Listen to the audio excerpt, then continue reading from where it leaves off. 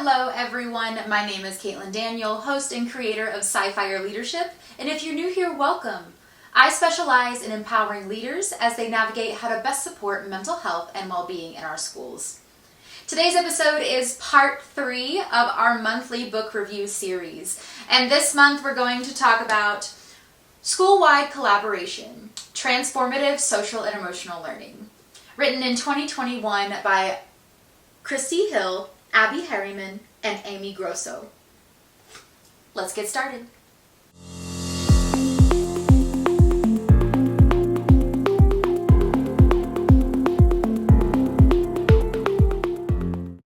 If you're interested at all in social and emotional learning and how to achieve social and emotional learning on a school-wide collaborative level, this is the book for you.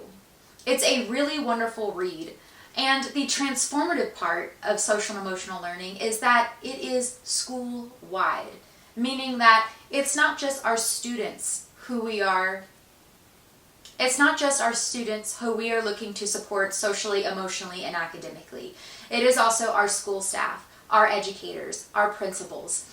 It is everyone working within that school system.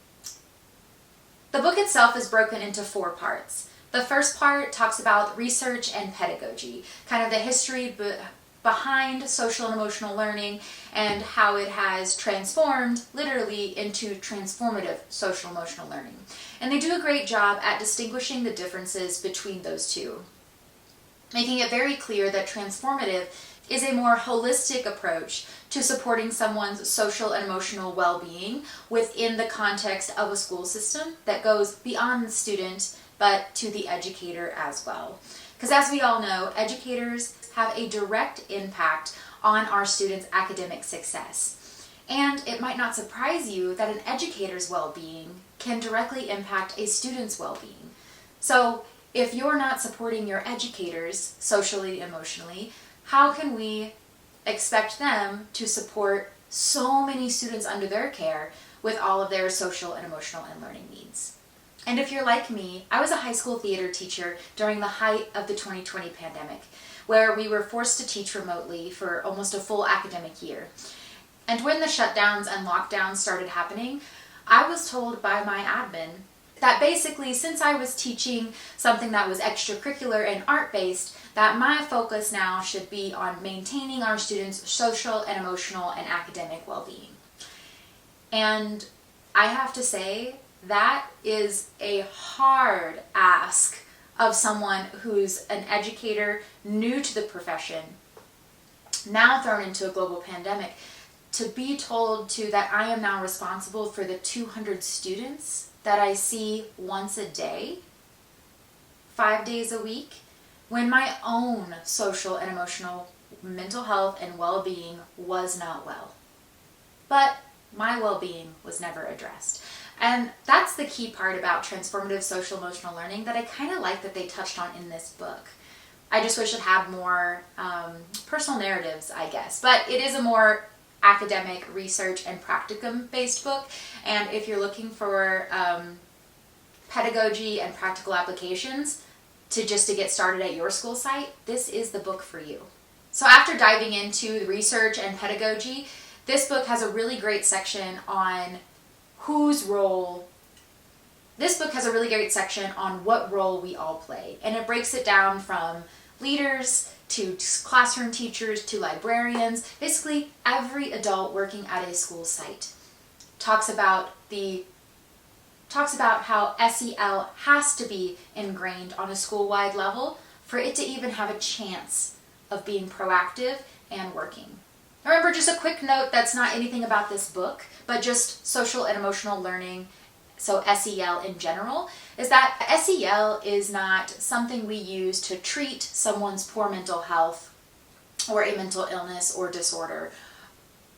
But SEL can be preventative in those because we are giving our students, our educators, our school staff, and our leaders the tools they need to talk about their mental health, their feelings, and their emotions, and be able to know when those emotions are happening and find appropriate responses to display those emotions or to advocate for themselves when and if they ever need assistance.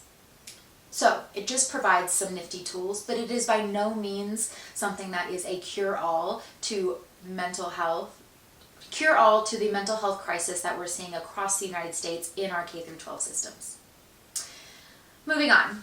The last part of this book that I truly appreciate is that they try to give practical applications. So it's not just a book that talks about transformative social and emotional learning, tells you what your role is supposed to be, and then drops their hat because they're done. This book offers some practical applications in the very back of the book and gives some key areas to maybe start in. For example, in their practical section, and this is from their table of contents, they discuss mindfulness and self-awareness, emotional regulation, social responsibility, building and managing relationships, decision-making, and citizenship. So they really take those 5 key tenets of transformative social and emotional learning. And if you're not sure what those are, I do have a video that I've done previously, which I will link in the description box down below, that explains the 5 tenets of transformative social and emotional learning, or SEL in more generally.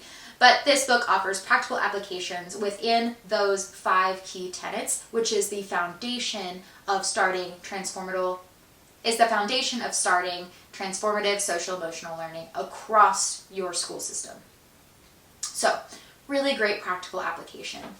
And one critique I have of this book is that I wish it were longer.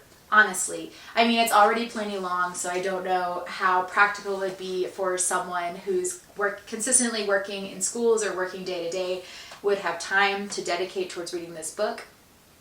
But if you're serious about learning more about transformative social emotional learning and how it is a school-wide collaborative effort, this is the book for you. I think it offers some juicy, helpful nuggets of information that anyone can apply within their school system or district that would help them start developing the tools, or at least starting the conversation around how to support our students socially and emotionally alongside their academics. Remember, academics is important, but if a student is not socially, emotionally, or mentally well, then they're not going to be academically well. So this is a great foundation on a place to start. And with that, my final recommendation for this read is a 5 out of 5 on our 5-star rating. It is something that I have read more than once. I have notes, both post-its, highlighters, handwritten in the margins, covering this book from page to page, because I think it is so vital to the work that we do in schools. And it supports the work that we're already doing. And with that, if you've liked this video, please subscribe to join this amazing channel on YouTube. We have educational mental health content videos coming out every Tuesday. And until next time, happy reading and take care.